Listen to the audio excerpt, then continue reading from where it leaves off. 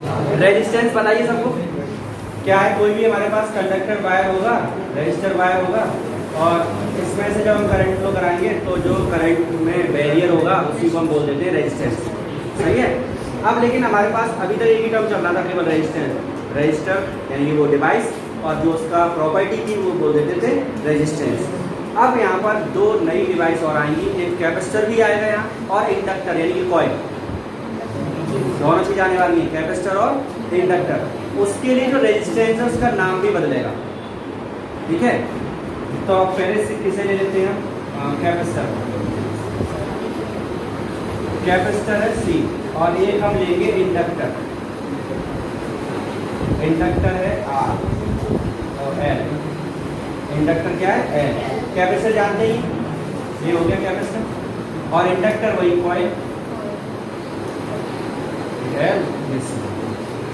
अब इनके लिए जो रेजिस्टेंस होगा, मतलब जब हम इसे सर्किट में कनेक्ट करेंगे तो सर्किट में कनेक्ट करने का जो रेजिस्टेंस होगा उसको क्या बोलेंगे, उसको हम बोलते हैं रिएक्टेंस।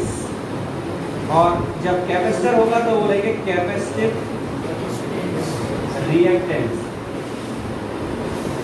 और इसमें जब आएंगे तो ये हो जाएगा इंडक्टिव रिएक्टेंस।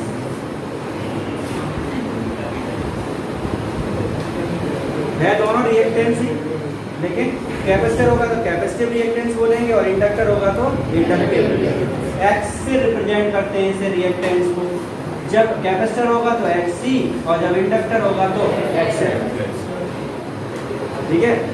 अब जब कैपेसिटर लगा होगा तो वहाँ रेजिस्टेंस R नहीं होगा, वो XC होगा, और जब इंडक्टर लगा होगा तो वहाँ पर XL होगा। ये तो हुई सिंगल सिंगल की बात कि जब अकेले अकेले आएंगे तब। लेकिन ऐसा भी हो सकता है कि साथ में आ जाए, पेयर बना के या ट्रिपल तीन ही आ जाए, हाँ एक साथ आने वाले, तब वर्ड आता है वो है इम्पीडेंस, और इसको हम रिप्रेजेंट करते हैं किससे, जेड से। और जेड तीनों होंगे, जेड आर एल पी होगा, जेड आर सी भी होगा, जेड एल सी भी होगा। पेयर हो गए तो आर एल सी है, दो दो कोई भी आ जाए ऐसे, जैसे एक रेजिस्टेंस लगा हो और इसके साथ एक इंडक्टर लगा दो, एक रेजिस्टेंस लगा हुआ है इसके साथ एक कैपेसिटर लगा दिया, एक इंडक्टर लगा रखा है और इसके साथ एक कैपेसिटर लगा दिया। अगर इस तरह के सर्किट में पेयर्स आ गए हैं तो वो इम्पीडेंस है, वहाँ पर रेजिस्टेंस नहीं यूज करेंगे, वहाँ इम्पीडेंस यूज करेंगे। और किससे रिप्रेजेंट करेंगे, जेड। और तीनों आएंगे तब भी यही है, आर आ जाए, एल आ जाए और सी आ जाए, तो जेड आर एल सी। समझ में आ गया। तो अभी सारा यूज करना है और ये सारे सर्किट्स पढ़ने हैं, 7 सर्किट्स पढ़ने हैं। 7 दिख रहे हैं हमने। आर सर्किट पढ़ेंगे जिसमें केवल रेजिस्टेंस लगा होगा AC के साथ कनेक्ट करके, फिर C सर्किट, फिर L सर्किट, फिर ऐसे RL, RC, LC और RLC, 7 सर्किट्स पढ़ने हैं। बात करते हैं तो आर सर्किट में क्या होगा, जब रेजिस्टेंस को सीधे सीधे AC से कनेक्ट कर देंगे। आर सर्किट में मतलब हो गया जब रेजिस्टेंस को इससे कनेक्ट कर देंगे AC से, तो इसमें आएगा when resistance is connected, resistance is connected to AC source. Resistance को AC सोर्स के साथ कनेक्ट कर रहे हैं, तब एक रेजिस्टेंस से बना दिया हमने, R रेजिस्टेंस है, और इसको हमने कनेक्ट कर दिया इसके साथ में AC सोर्स के साथ। V इक्वल टू है V not sine omega T. AC source है तो AC सोर्स के लिए क्या होगा, V not I sine omega. इसमें रेजिस्टेंस के अलावा तो कुछ लगा नहीं, जब रेजिस्टेंस के अलावा कुछ लगा तो जितना भी पोटेंशियल डिफरेंस इसके अक्रॉस होगा उतना ही पोटेंशियल डिफरेंस इसके अक्रॉस होगा। पोटेंशियल डिफरेंस कैसा होगा, सेम, क्योंकि एक तरह से पैरेलल हो गए। ठीक है। और दूसरा कोई और होता है वो पोटेंशियल डिफरेंस डिवाइड हो जाता, तो यहाँ पर दोनों के अक्रॉस कितना होगा, सेम होगा। अब कल बताया था मैंने I कैलकुलेट करेंगे, प्रोसीजर बताया था I equal to V over R से सॉल्व करना है, तो वही प्रोसीजर फॉलो करेंगे। अप्लाइड, ऐसे बोल देते हैं applied potential difference across register. तो रजिस्टर के अक्रॉस जो पोटेंशियल डिफरेंस है, अब R के टर्म्स में लिख लेते हैं, VR is equal to V naught R sine omega t. Equation number first यही है, बस ये मार्क हो गया कि हाँ ये R की बात हो रही है। जब हम L में जाएंगे तो L लिखेंगे, C में जाएंगे तो C लिखेंगे। तो ये रेजिस्टेंस इतना हमने अप्लाई किया हुआ इसके ऊपर। अब ओम्स लॉ से चलते हैं भाई। Ohm's law V is equal to क्या होगा, IR, I is equal to V over R। V की वैल्यू हमारे पास है V naught R sine omega T upon R। I is equal, ये भी V अपॉन R है और V नॉट आ रहा है, इसका मतलब मैक्सिमम पोटेंशियल है। तो फिर जो रिजल्ट आएगा इसका V ओवर R का वो क्या आएगा, करेक्ट, और वो कैसा होगा, मैक्सिमम। तो I will be equal to I naught sine omega, यही है, where I naught is maximum current और पीक वैल्यू है, peak value of current. Current की क्या है ये, पीक वैल्यू आई नॉट की वैल्यू कितनी है वो भी पता लग गई हमें, V naught R over R है। तो V के नीचे जो है वही रेजिस्टेंस है, R सर्किट में जो रेजिस्टेंस है वो R ही है। तो पहले से ही पता है, इसमें नया कुछ भी नहीं कि रेजिस्टेंस R सर्किट में क्या होगा, R ही होगा। एक हम इसमें ग्राफ प्लॉट करेंगे between V and R, V and I, I और B के बीच में ग्राफ प्लॉट कर रहे हैं, graph for V and I between time के लिए। टाइम के रेस्पेक्ट में V और I दोनों का ग्राफ बनाएंगे एक साथ। ये हमारे पास टाइम, ठीक है। अब टाइम के रेस्पेक्ट में V और I का ग्राफ प्लॉट करें तो देखो V जो है वो भी साइन कर्व है और I जो आया है वो भी साइन कर्व ही आया है। तो इसका मतलब है दोनों साइन कर्व बना दो, V ये हो गया, मैक्सिमम वैल्यू आएगी V नॉट, ठीक है, और साइन कर्व जो है वो भी आ जाएगा हमारे पास। यहाँ से यहाँ तक जो मैक्सिमम वैल्यू है वो क्या होगी, ये कर्व I के लिए हो गया, ये V के लिए। तो V और I के बीच में, V और I का टाइम के रेस्पेक्ट में ग्राफ प्लॉट करते हैं, तो सिंपली साइन कर्व बन रहा है, दोनों साइन कर्व बना है। एक फेजर डायग्राम और बनाना है,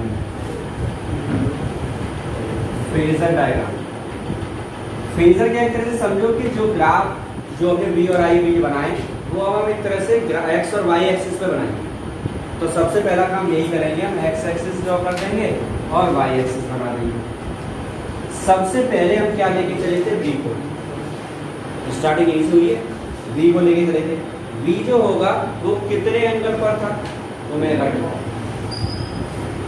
अगर हम ग्राफ के अकॉर्डिंग चलें इसमें तो V जो है वो कितने एंगल पर है, ओमेगा टी। तो सबसे पहले यही लाइन ड्रॉ कर देंगे हम, ये है V नॉट R, कितने एंगल पर है, ओमेगा टी एंगल, ठीक है।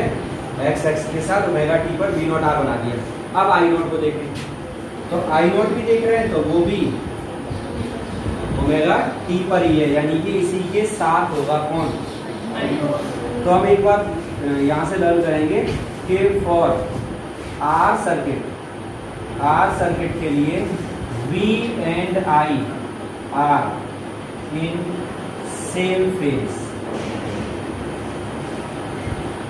दोनों के दोनों एक ही फेज में, यानी कि दोनों सेम एंगल पर हैं। V और I दोनों के दोनों एक ही एंगल पर आए।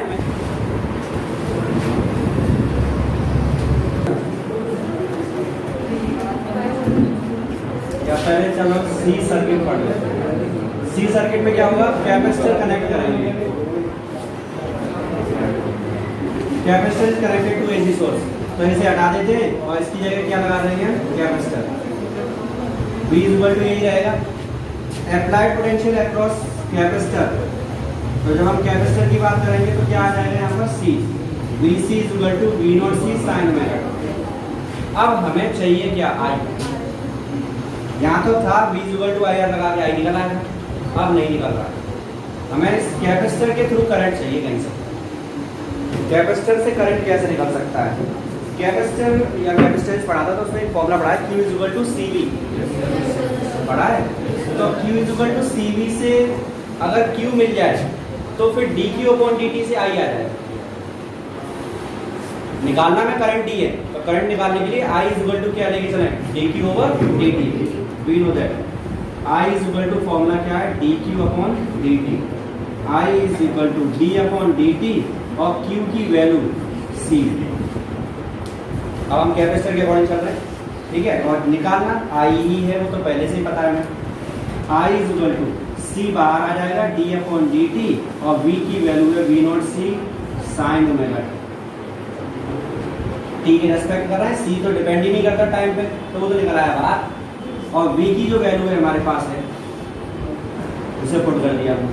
अब इसमें से वी नॉट सी कॉन्स्टेंट है, इसे बाहर निकाल लो, तो ये हो गया सी वी नॉट सी, और अंदर बचा डी ओवर डी टी और साइन ओमेगा टी। क्या करना पड़ेगा? डिफरेंशिएशन, डिफरेंशिएट कर दो। I is equal to C V naught C, sine का डिफरेंशिएशन प्लस नहीं आएगा कॉस, कॉस ओमेगा टी, और इनटू क्या आएगा ओमेगा। टाइम के रेस्पेक्ट कर रहे हैं तो इनटू में क्या आ जाएगा ओमेगा। अब इसे उसी फॉर्म में लेके आना है, I is equal to I naught, है ना। तो अब ये ऊपरी कुछ है V naught C upon 1 upon omega C, समझ लो इसे।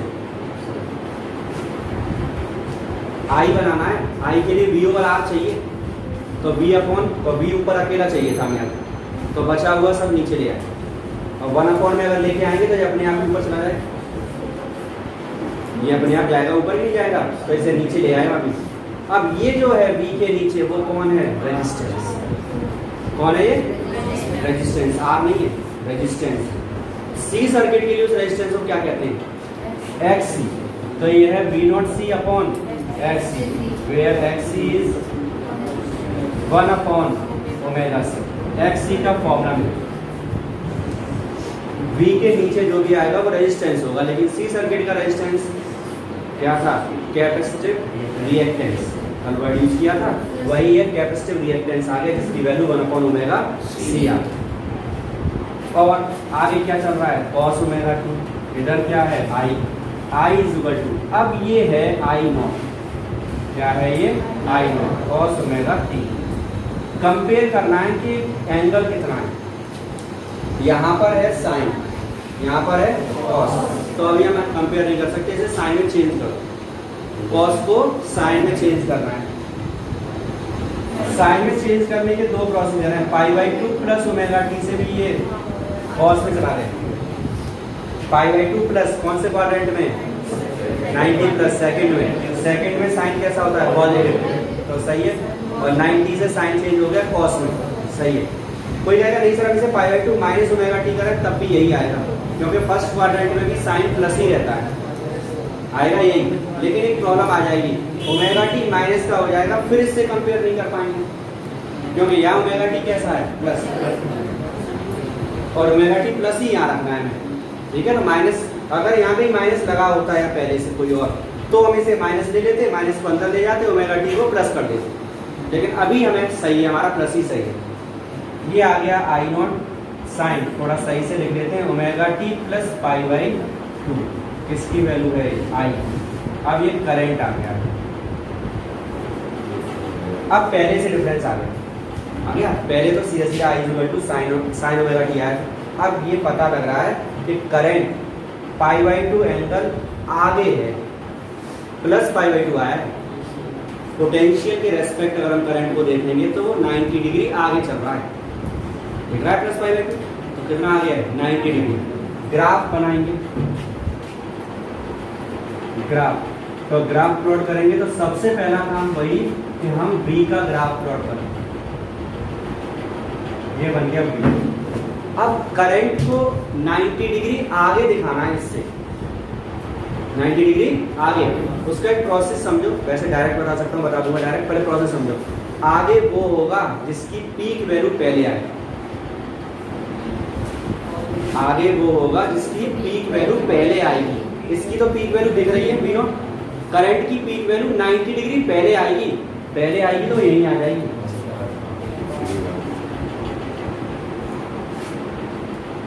ये आ गया, ये है 0, 90, 180, 270, 360, तो 90 डिग्री पहले आ गई आई नॉट,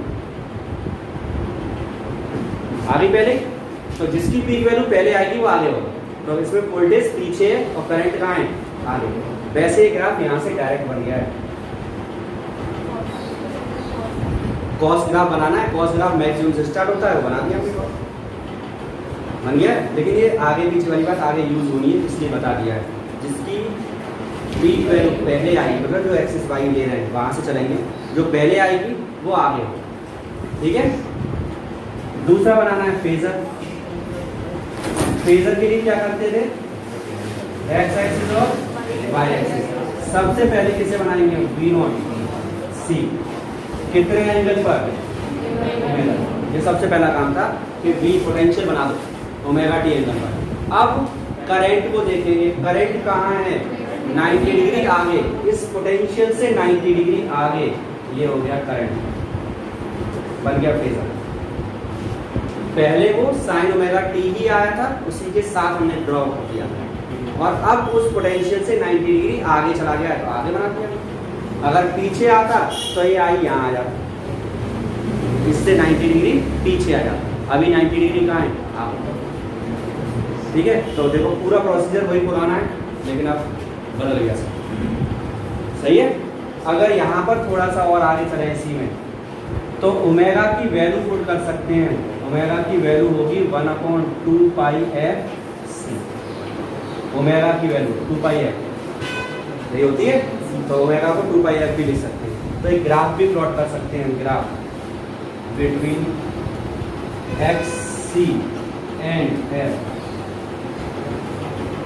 एक्स सी और एफ के बीच में इनवर्सली प्रोपोर्शनल ग्राफ है।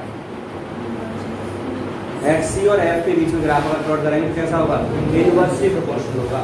तो ग्राफ ये आएगा एफ और ये है एक्स सी। एक्स सी और एफ के बीच में ग्राफ कैसा है, इनवर्सली प्रोपोर्शनल। यहाँ पर एक बात समझो, एफ ए सी और डी सी की बात करो तो एक दिन बता चुका हूँ, ए सी के लिए जो अपनी फ्रीक्वेंसी हो कितनी है, 50 हर्ट्ज, और डी सी की 0। तो डी सी की 0 हुई, एफ 0 कर दो तो 1.0 कितना हो गया, इन्फिनिटी। एक्स सी इनफाइनाइट आएगा, मतलब डी सी को किसी भी कंडीशन में कैपेसिटर पास ही नहीं होने देगा। अगर हम किसी सर्किट में कैपेसिटर लगा दें बैटरी के साथ तो करंट पास नहीं होगा। तो अब पीछे की कुछ याद करो बातें, एक दो क्वेश्चन ऐसा था जिसमें एक ब्रांच में कैपेसिटर लगाते मैंने कहते छोड़ दे, इसलिए नहीं, वो इसीलिए छोड़ा था क्योंकि उसमें करंट ही नहीं आ रहा है, तो उसका करना क्या है, उस आर्म को हटा दिया था हमने उसमें से। रीज़न क्या था, ये कि वो एफ जब हम 0 पुट करेंगे यहाँ पर तो एक्स सी की वैल्यू इनफाइनाइट आ जाएगी, मतलब डी सी को कैपेसिटर किसी भी कंडीशन पास नहीं होने देता है, और ए सी के लिए बहुत कम बैरियर जनरेट करता है, बहुत कम, क्योंकि 1/50 हो जाएगा, अपॉन में डिनोमिनेटर बढ़ रहा है तो ये वैल्यू कम आएगी, सही है। तो जो रिएक्टेंस की वैल्यू है वो बहुत कम हो जाती है, किसके लिए, ए सी के लिए, और डी सी के लिए इनफाइनाइट हो जाता है। जब इनफाइनाइट हो जाएगी तो मतलब कुछ भी हो जाए, लड़ाई हो चाहे कुछ भी हो, पास नहीं होगा डी सी उसमें से।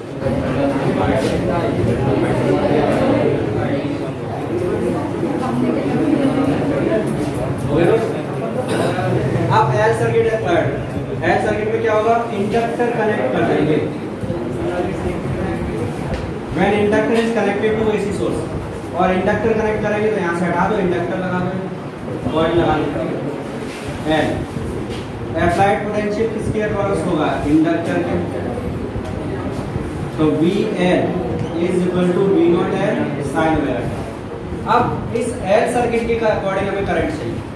अब इसमें तो चार्ज की कोई बात ही नहीं है, तो ये वाला प्रोसीजर तो पता, ओम्स लॉ की भी बात नहीं, तो V is equal to IR भी करना। इंडक्टर में करंट कैसे आएगा, वहां पर वो इंड्यूस्ड करंट वाली बात आएगी, सही है।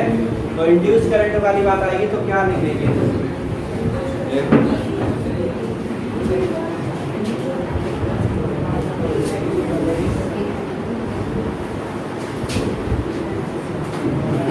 एक फॉर्मूला पढ़ा है, E is equal to L DI/dt। बड़ा E इज इक्वल टू क्या है, L/DI/dt। अब ये E जो है पोटेंशियल, ये क्या है, पोटेंशियल। ये पोटेंशियल कौन सा है, इंड्यूस, जो इसका अपोज करेगा अप्लाइड है ये, और ये इंड्यूस है, तो इंड्यूस जो है वो इसका क्या करेगा, अपोज। तो जब इक्विलिब्रियम की कंडीशन होगी तो ये दोनों आपस में कैसे हो जाएंगे, इक्वल हो जाएंगे।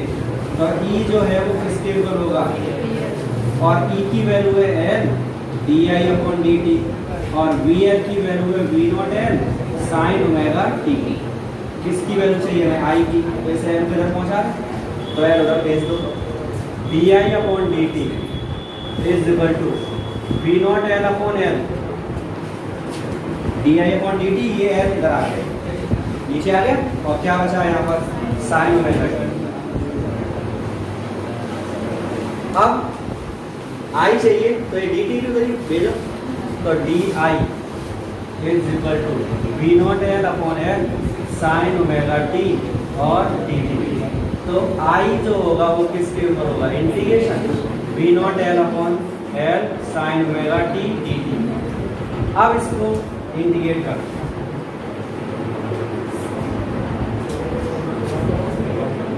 तो ये तो कांस्टेंट है, इसको बाहर निकाल दें और साइन का क्या कर दें, integration I is equal to V naught L upon L, sine का क्या होगा माइनस कॉस ओमेगा टी और अपॉन ओमेगा, सही इंटीग्रेशन, साइन का हो गया माइनस कॉस और ये टी के रेस्पेक्ट हो रहा है तो ओमेगा का डिवाइड, ये हमारे पास आ गया माइनस में V naught L upon omega L और कॉस ओमेगा टी। इसमें कुछ बनाने की जरूरत नहीं पड़ रही है, सीधे सीधे ये आई नॉट है, या एक स्टेप बढ़ा दो, माइनस में वी नॉट एल अपॉन जो भी वी के नीचे है वो रेजिस्टेंस है, और एल सर्किट में रेजिस्टेंस को क्या बोलते हैं, एक्सएल। तो where X L is omega L और 2 पाई एफ एल, ये वैल्यू आ गई एक्सएल, और ये कॉस ओमेगा टी चल ही रहा है, किसके ऊपर है, आई के। अब ये v अपॉन जो r है, एक तरह से v अपॉन r है, ये क्या है i, और वो भी पीक वैल्यू, तो i किसके ऊपर आया, माइनस में आई नॉट कॉस ओमेगा। अब फिर वही कॉस को हटाने किस में ले जाना है, साइन में चेंज करेंगे, तो साइन में चेंज कर देते हैं, minus I naught sine pi by 2 plus omega 2। हाँ, अगर पहले अभी हमने यही किया था, पाई बाई 2 प्लस ओमेगा टी किया था, अगर अभी भी हम वही रखते हैं तो प्रॉब्लम ये आएगी, ये वाला माइनस ओमेगा टी वो नेगेटिव बनाया जाएगा, तो फिर कंपेयर नहीं कर पाएंगे, तो हम इसे पाई बाई 2 माइनस ओमेगा टी लिखेंगे। अब पाई बाई 2 ओमेगा टी कर देंगे तो माइनस का साइन इसे प्लस कर देगा और इसे, तो हमारे पास आएगा I is equal to I naught sine omega T minus pi by 2। ये आ गया हमारे पास करंट, थर्ड और ये सेकंड। करंट कैसा है, पीछे है, पाई बाई 2 पीछे है, किससे, पोटेंशियल से, पोटेंशियल से करंट पाई बाई 2 पीछे है, क्योंकि यहाँ पर एंगल ओमेगा टी है और यहाँ पर एंगल है omega T minus pi by 2 angle. तो पीक वैल्यू करंट की बाद में आएगी, ये पहले आ गई थी, इसको बाद में कर दो, पाई बाई 2 पीछे, पीक वैल्यू यहाँ आएगी। अब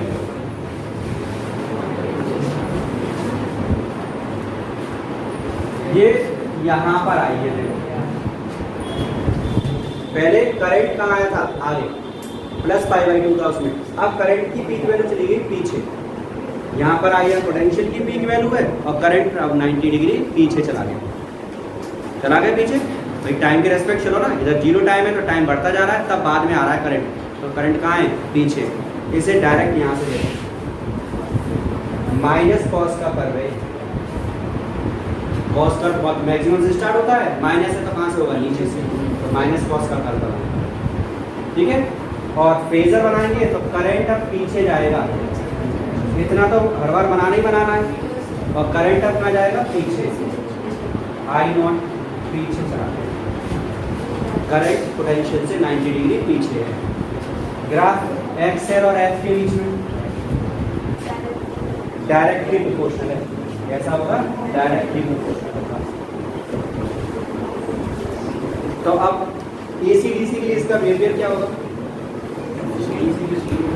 एसी के लिए तो ये रेजिस्टेंस जनरेट करेगा और डीसी के लिए बिल्कुल नहीं करेगा, पक्की दोस्ती हो गई डीसी के लिए, मतलब डीसी आप और पूरा का पूरा जाओ, बिल्कुल नहीं रोकेगा डीसी को,